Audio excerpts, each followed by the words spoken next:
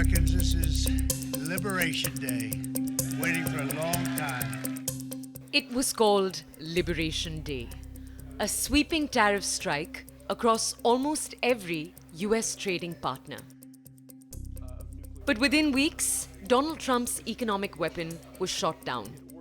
The US Court of International Trade blocked it, saying the president had overstepped his powers. And just as quickly, the battle moved to the appeals court. Now, likely, the Supreme Court.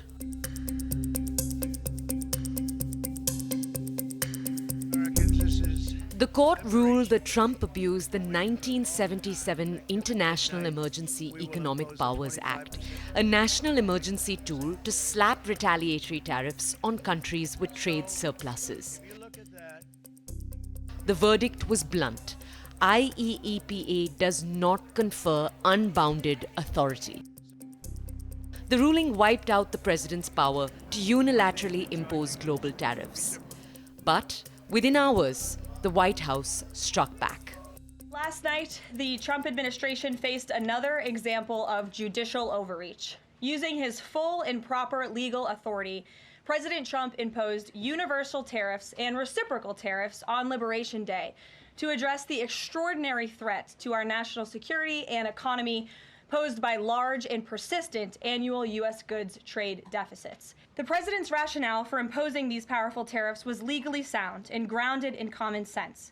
President Trump correctly believes that America cannot function safely long-term if we are unable to scale advanced domestic manufacturing capacity, have our own secure critical supply chains, and our defense industrial base is dependent on foreign adversaries.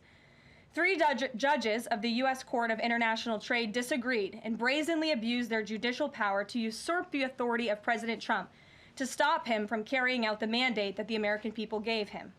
These judges failed to acknowledge that the President of the United States has core foreign affairs powers and authority given to him by Congress to protect the United States economy and national security. The courts should have no role here. There is a troubling and dangerous trend of unelected judges inserting themselves into the presidential decision-making process. America cannot function if President Trump, or any other president for that matter, has their sensitive diplomatic or trade negotiations railroaded by activist judges. In a twist, the US Courts of Appeals granted an emergency stay. Trump's tariffs are reinstated temporarily, while the legal fight plays out. Trump himself fumed online, calling the trade court ruling the harshest financial decision ever leveled on our sovereign nation. And he warned that if allowed to stand, it destroys presidential power and that the presidency would never be the same. But the court's verdict may only pause the tariffs and not end them. Trump's advisors already have a fallback. Peter Navarro confirmed a new 2-part plan. 1. Use Section 122 of the Trade Act of 1974 to levy 15% tariffs for 150 days. And 2. To transition to Section 301, a law used earlier against China. The president's trade policy will continue. We will comply with the court orders, but yes, the president has other legal authorities where he can implement tariffs. However, it does not dispute the fact that the president was right to declare a national emergency when it came to fentanyl and when it came to our crippling deficits and the lack of critical supply chains here at home. That is the reasoning for the president's tariffs, and the court didn't dispute those facts, by the way. Peter Navarro said, even if we lose, we'll do it another way. The tariffs remain in place. The court told us, they didn't all but tell us, they told us, go do it another way. So you can assume that even if we lose, we will do it another way.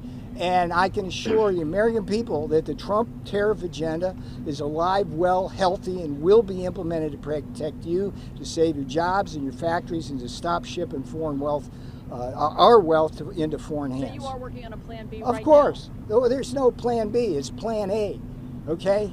Plan A encompasses all strategic options, and when we move forward, we had a full view of what the battlefield looks like. We are not naive about rogue justices in the judiciary.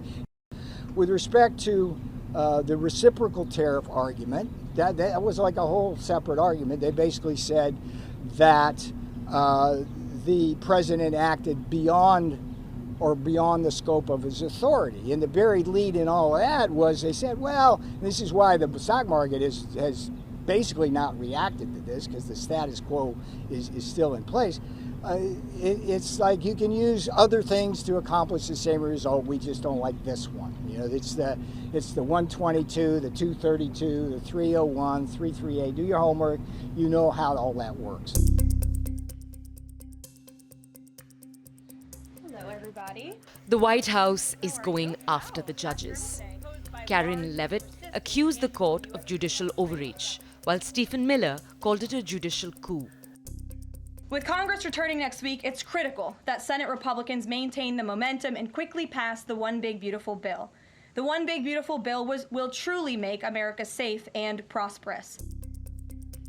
Trump has publicly blamed the Federalist Society, the same group that helped shape his judicial picks, accusing them of bad advice and of destroying America.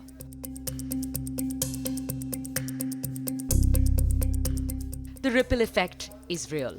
Despite legal setbacks, US allies continue negotiations, waiting to see what happens next. But I can confirm that our ambassador for trade, Jamison Greer, already heard from countries around the world this morning who said they intend to continue with these negotiations. But uncertainty looms. Several officials say we're not dealing with policy anymore, we're negotiating with volatility. Global analysts say this could be a pause, not peace. Trump still has Section 232, Section 301, and even Section 338, a 1930 law allowing tariffs on nations that discriminate against the United States. All eyes now turn to the Supreme Court. Will it uphold Congress's authority or expand Trump's? Legal scholars are divided. Some warn that the Supreme Court is bending to avoid provoking Trump's defiance. Others say it's time the court grows a backbone. Tariffs are back, but so is the backlash.